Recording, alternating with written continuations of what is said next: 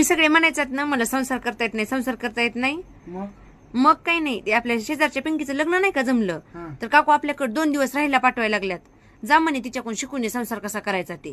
तुझ्याकडून शिकून घे संसार कसा काढायचा. हो, काकू पाठवायला लागलेत तिला आपल्याकडं. मला एक गोष्ट सांग, त्या काकूंनी तुझ्यापेक्षा 10-15 वर्ष जास्त बघितलं असतील संसाराची. हो, मग जास्त संसार तुला कळतो त्यांना कळतो कसा करायचा.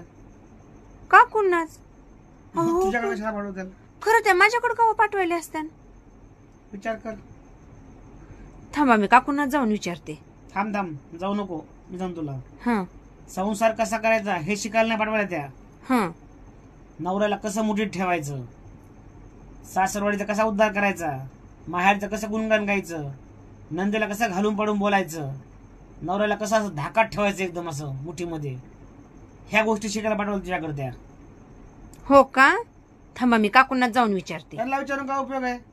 मी सांगालो ना तुला, दुसरं काय तुला काय सांगाल? डोकं लावत बसलात. जाते भांडे लावलेत, किती वेळ झालं, लावायचे राहिलेत ते लावून घ्या. म्हणलं ना मी तुला, ह्याच्यामुळेच हे असलं शिकायला पाठवलं तुझ्याकडे त्या. काही नाही मला कामाला लावायचं. हो, कोण काय म्हणते मला काही नाही फरक पडत. जाते भांडे लावून घ्या. लावतो रे बोगडा कशी अजून एक ताप आहे का?